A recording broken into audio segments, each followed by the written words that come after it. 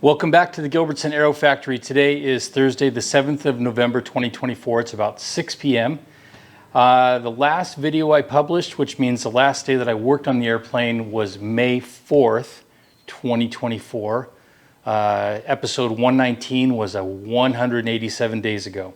It has been a long and challenging summer, but here I am, finally back at it. I'm sure that many of you wondered if I had given up on the project or the channel.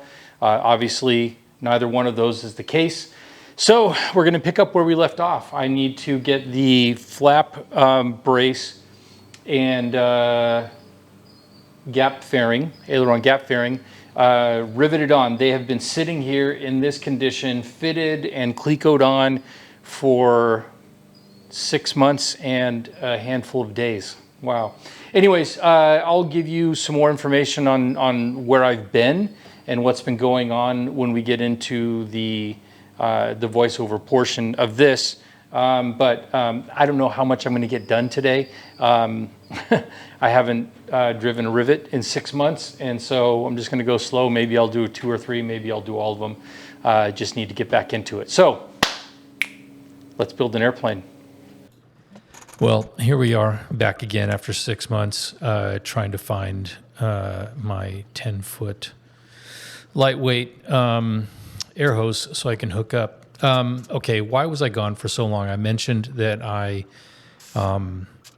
did Lioness, and we shot that in Fort Worth, and I thought that I would be coming home on weekends and working on this project. Unfortunately, which is a gross understatement, on the third day of filming, we found out that my dad had pancreatic cancer, and he didn't have long to live.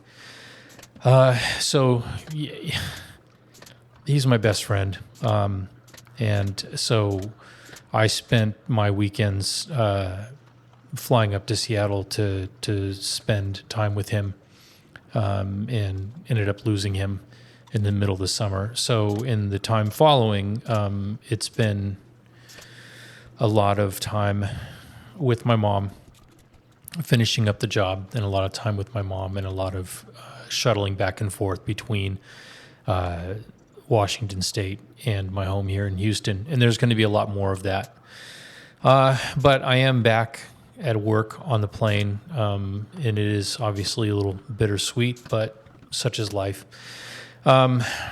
What you see me doing right here is riveting on the Aileron gap fairing, and, well, I won't spoil it. I'll save a little surprise for you at the end.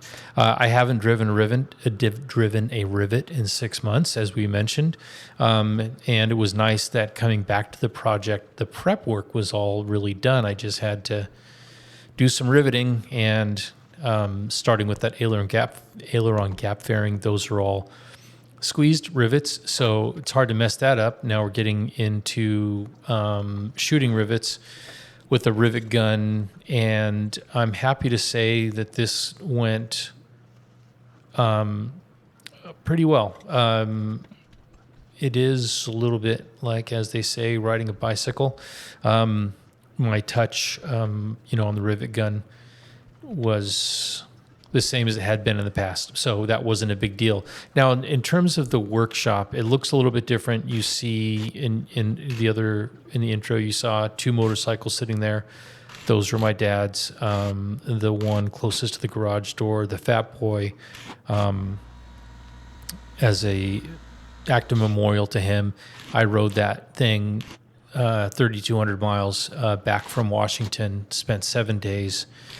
Took him through the mountains, took him through the deserts of Nevada, old mining towns, Grand Canyon, lots of stuff. And I'll continue to ride with him, for him.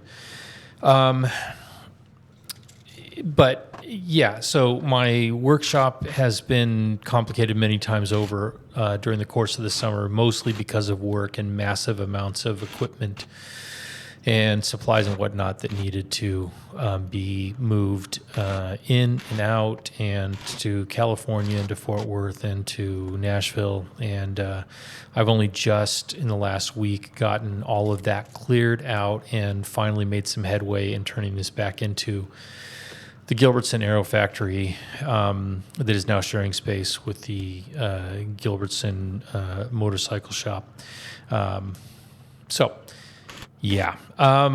Shooting these rivets here, I didn't I didn't make any mistakes in terms of what I did on the other wing, where I was a little bit careless with rivet sizes and had to drill some out. This all went really well. I'm very happy with that. There is one silly thing that I did. This one right here that I'm putting in, that is a long AN 470 4-9 rivet, and it bent over when I was riveting it. And the reason that this is a silly mistake is because that's a totally squeezable rivet right there. It's on the very end of that aft spar.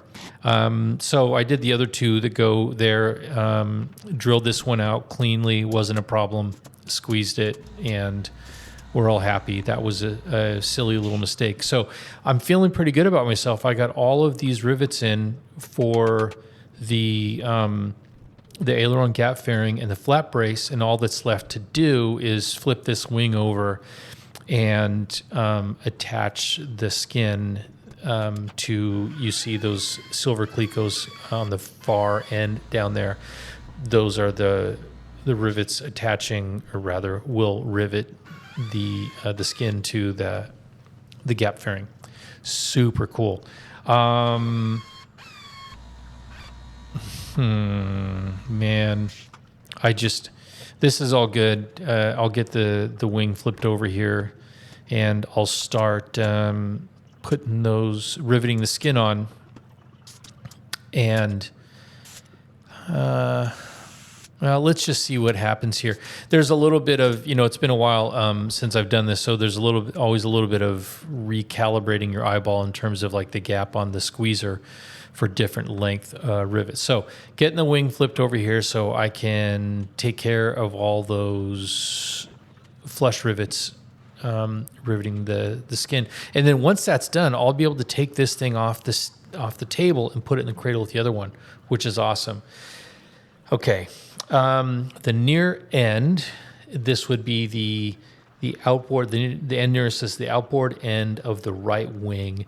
So the near end, there are a lot of clecos there because there are two rows of clecos where the skin rivets to the aft spar, and then it rivets to the aileron gap fairing. And some of you are probably starting to realize my mistake right now. I will get 5 or 6 of these rivets in here, attaching the aileron gap fairing to the skin, before I realize that I didn't attach the skin to the aft spar before I put the aileron gap fairing there.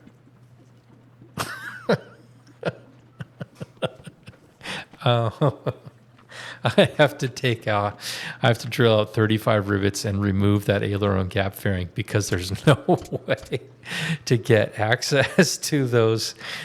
Oh man, what a dumbass.